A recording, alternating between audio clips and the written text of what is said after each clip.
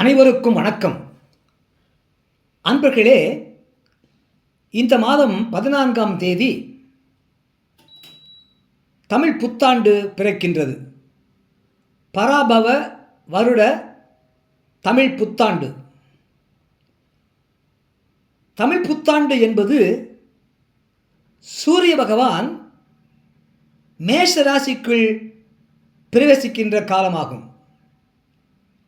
சித்திரை மாதம் முழுவதும் மேஷ ராசியிலும், வைகாசி மாதத்திலே ரிஷப ராசியிலும், ஆனி மாதத்திலே மிதுன ராசியிலும், ஆடி மாதத்திலே கடக ராசியிலும், ஆவணி மாதத்திலே சிம்ம ராசியிலும், புரட்டாசி மாதத்திலே கன்னி ராசியிலும், ஐப்பசி மாதத்திலே துலாம் ராசியிலும், கார்த்திகை மாதத்திலே விருச்சிகம் ராசியிலும், மார்கழி மாதத்திலே தனுசு ராசியிலும், தை மாதத்திலே மகரம் ராசியிலும், மாசி மாதத்திலே கும்பம் ராசியிலும், பங்குனி மாதத்திலே மீனம் ராசியிலும் சஞ்சரிப்பார் ஓராண்டு காலமாக. இந்த வருடம் 14ஆம் தேதி அவர் சூரிய பகவான் மேஷ ராசிக்குள் பிரவேசிக்கின்றார். பிரவேசித்து தமிழ் புத்தாண்டை துவக்குகின்றார். இவ்வாறு இந்த சூரிய பகவான் இடப்பெயர்ச்சி ஆகக்கூடிய மேஷ ராசிக்கு இடப்பெயர்ச்சி ஆவதனாலே சில ராசிகளுக்கு சிறந்த பலாபலன்களும், சில பல ராசிகளுக்கு ஓரளவான நிதானமான பலன்களும் கிடைக்கவிருக்கின்றன. இந்த மேசராசிக்குள் சூரிய பகவான் பிரவேசிப்பதனாலே, இந்த சூரிய பெயர்ச்சியினாலே மேசராசிக்குள் நிகழ்கின்ற இந்த சூரிய பெயர்ச்சியினாலே மேஷராசி அன்பர்களுக்கு தலைமை பண்பு அதிகமாகும், தைரியம் மேம்படும், ஆரோக்கியம் சிறப்படையும். இந்த மேசராசி அன்பர்களது கடின உழைப்புக்கான பலன் அவர்களுக்கு கிடைக்கும். மேஷராசி அன்பர்களுக்கு தலைமை பண்பு, தைரியம், ஆரோக்கியம் ஆகியவை மேம்படும், கடின உழைப்புக்கான பலன் கிடைக்கும் இந்த மேஷராசியை சார்ந்த அன்பர்களுக்கு. இந்த சூரிய பகவான் மேசராசியிலே இடப்பெயர்ச்சி ஆவதனாலே ரிஷப ராசியை சார்ந்த அன்பர்களுக்கு, இந்த ரிஷப ராசி அன்பர்கள் புதிய ஒப்பந்தங்கள் மேற்கொள்வார்கள், புதிதாக ஒரு கான்ட்ராக்ட் மேற்கொள்வார்கள். திடீரென்று பண வரவு அவர்களுக்கு இருக்கும். அந்த புதிய ஒப்பந்தம் சிறப்பான ஒப்பந்தமாக, நல்ல முன்னேற்றத்தை கொடுக்கக்கூடிய, மேம்பாட்டினை கொடுக்கக்கூடிய ஒப்பந்தமாக இருக்கும். புதிய ஒப்பந்தங்கள் மேற்கொள்வார்கள். திடீர் பண வரவு இருக்கும், பண வரவு அதிகமாகும், அது திடீரென்றும் வரும். மேலும் ரிஷபராசி சார்ந்த அன்பர்கள் வேலை பார்க்கக்கூடிய இடத்திலே, பணியிடத்திலே அவர்களுக்கு நல்ல முன்னேற்றம் கிடைக்கும். இப்பொழுது பார்க்கின்ற பதவியை விட உயர்ந்த பதவி அவர்களுக்கு கிடைக்கும். ரிஷப ராசியை சார்ந்த அன்பர்களுக்கு இந்த ஏப்ரல் மாதம் 14ஆம் தேதி சூரிய பகவான் மேசராசிக்கு இடப்பெயர்ச்சி ஆவதனாலே, இந்த சூரிய பகவான் இடப்பெயர்ச்சி ஆவதனாலே மிதுன ராசியை சார்ந்த அன்பர்களுக்கு, மிதுனத்திற்கு 11ஆம் இடத்திலே சூரிய பகவான் உச்சபலம் பெறுகின்றார். நினைவிருக்கட்டும், இந்த மேச ராசியிலே சூரிய பகவான் உச்சபலம் பெறுகின்றார். இந்த மிதுன ராசிக்கு 3ஆம் இடத்திற்கு அதிபதியாகிய சூரிய பகவான் தைரியஸ்தானம், வீரியஸ்தானம், சகோதரஸ்தானத்திற்கு அதிபதியாகிய அந்த 3ஆம் இடத்திற்கு அதிபதியாகிய சூரிய பகவான் லாபஸ்தானத்திலே 11ஆம் இடத்திலே உச்சபலம் பெற்று அமர்கின்றார் மிதுன ராசிக்கு. ஆகவே இந்த மிதுன ராசி அன்பர்களுக்கு இந்த சூரிய பயிற்சியினாலே நண்பர்கள் மற்றும் மூத்த சகோதரர்களது உதவி கிடைக்கும்.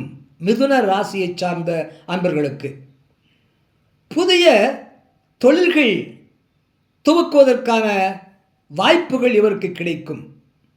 ஏனென்றால் தைரிய ஸ்தானாதிபதி, வீரிய ஸ்தானாதிபதி லாபஸ்தானத்திலே 11ஆம் இடத்திலே வெற்றி ஸ்தானத்திலே உச்சபலம் பெற்று அமர்கின்றார். ஆகையினாலே மிதுன ராசியை சார்ந்த அன்பர்களுக்கு நண்பர்கள் உதவி கிடைக்கும், மூத்த சகோதரர்களது உதவி கிடைக்கும், 3ஆம் இடம் இளைய சகோதரர்கள், 11ஆம் இடம் மூத்த சகோதரர்கள்.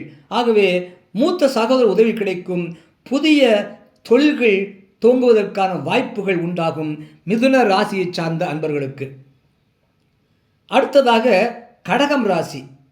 இந்த சூரிய பகவான் மேசராசிக்குள் பிரவேசிக்கின்ற இந்த சூரிய பயிற்சியினாலே கடகராசிக்கு 2ஆம் இடத்திற்கு அதிபதியாகிய சூரிய பகவான் 10ஆம் இடத்திலே உச்சபலம் பெறுகின்றார். ஆகையினாலே கடகராசியை சார்ந்த அன்பர்களுக்கு அவர்கள் வேலையிலே பொறுப்புகள் அதிகரிக்கும். தான் பார்க்கக்கூடிய வேலையை, தொழிலை இன்னும் அதிக கவனத்தோடு, அதிக உத்வேகத்தோடு, அதிக உற்சாகத்தோடு, அதிக முனைப்போடு, அதிக பொறுப்போடு பார்க்க வேண்டிய அவசியம் அதிகரிக்கும் அவர்களுக்கு, கடகராசி சார்ந்த அன்பர்களுக்கு. மேலும் பதவி உயர்வும் கிடைக்கும். இந்த கடகராசி சார்ந்த அன்பர்களுக்கு இந்த ஏப்ரல் 14ஆம் தேதி நிகழவிருக்கின்ற மேசராசிக்குள் சூரிய பகவான் பிரவேசிக்கின்ற இந்த சூரிய பயிற்சியினாலே.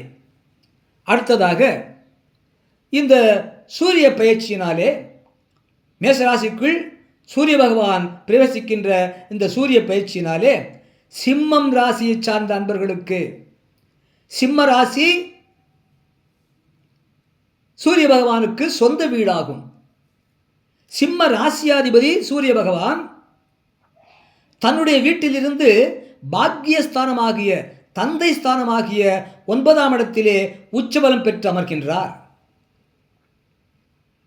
ராசியாதிபதி 9ஆம் இடத்திலே உச்சபலம் பெற்று அமர்வதனாலே சிம்ம ராசியை சார்ந்த அன்பர்களுக்கு இந்த சூரிய பயிற்சியினாலே நீண்ட நாள் விருப்பங்கள், அவர்களுக்கு நிறைவேறாமல் இருந்த நீண்ட நாள், நெடிய நாளாகிய நிறைவேறாமல் இருக்கின்ற விருப்பங்கள் எல்லாம் இப்பொழுது அவர்களுக்கு நிறைவேறும். பாக்கியம், அதுதான் பாக்கியம் என்பது. அதிர்ஷ்டம் கிடைக்கும் அவர்களுக்கு. அவர்களுக்கு நிலுவையில் இருக்கக்கூடிய எல்லா பலாபலன்களும், எல்லா சுகங்களும் அவர்களுக்கு கிடைக்கும். பாக்கியம் கிடைக்கும், அதிர்ஷ்டம் கிடைக்கும். மேலும் இந்த சூரிய பகவான் ஆன்மீக காரகனாவான்.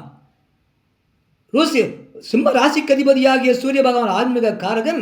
அவன் உச்சம் பெற்று 9ஆம் இடத்திலே பாக்கியஸ்தானத்திலே அமர்வதனாலே இந்த சூரிய பயிற்சியினாலே சிம்ம ராசி சார்ந்த அன்பர்களுக்கு ஆன்மீக நாட்டம் அதிகரிக்கும். இந்த சூரிய பயிற்சியினாலே சிம்ம ராசி சார்ந்த அன்பர்களுக்கு. அடுத்ததாக இந்த சூரிய பயிற்சியினாலே தனுசு ராசியை சார்ந்த அன்பர்களுக்கு, தனுசு ராசியாதிபதி குரு பகவானும் சிம்ம ராசியாதிபதி சூரிய பகவானும் நண்பர்கள் ஆவார்கள். தனுசு ராசிக்கு சிம்ம ராசி 9ஆம் இடம். அந்த 9ஆம் இடத்திற்கு அதிபதி 5ஆம் இடத்திலே பூர்வ புண்ணிய ஸ்தானத்திலே உச்சபலம் பெற்று அமர்வதனாலே, மேலும் இந்த குரு பகவானுக்கு சொந்த வீடு மீனமாகும். மீனத்துக்கு 6ஆம் இடத்துக்கு அதிபதி சிம்மம். ஆகையினாலே இந்த சூரிய பயிற்சியினாலே தனுசு ராசி சார்ந்த நண்பர்களுக்கு கலவையான பலன்கள் கிடைக்கும். அதாவது குடும்பத்திலே கருத்து வேறுபாடுகள் வரலாம். உடல்நலத்திலே கவனம் செலுத்த வேண்டியது அவசியம் என்று சொல்லப்படுகிறது. பொதுவாகவே இந்த சூரிய பயிற்சி பொதுவான தாக்கத்தை ஏற்படுத்தக்கூடிய கிரகமாகும். சூரியன் ராஜகிரகம் என்பதனாலே இந்த பயிற்சி பொதுவாக அரசு வேலை, அதிகாரம் மற்றும் அரசியல்வாதிகளுக்கு சாதகமான சூழ்நிலையை உருவாக்கி கொடுக்கும். 12 ராசிகளுக்கும் கலவையான பலன்கள் இருந்தாலும் கூட சூரியன் உச்சமடைவதனாலே, மேஷத்தில் உச்சமடைவதனாலே பலருக்கு வெற்றியின் உச்சம் கிடைக்கும் என்பது இந்த சூரிய பகவான் உச்சம் பெற்று இடப்பெயர்ச்சி ஆவதனாலே பலருக்கு வெற்றியின் உச்சம் கிடைக்கும் என்பது சிறப்பான அம்சமாகும். இந்த சூரிய பயிற்சியினாலே ஏற்படக்கூடிய பலாபலன்கள் ஆகும். அறிவீர்களாக. நன்றி, வணக்கம், வாழ்க வளமுடன். மறக்காமல் லைக் பண்ணுங்கள், சப்ஸ்கிரைப் பண்ணுங்கள், ஷேர் பண்ணுங்கள்.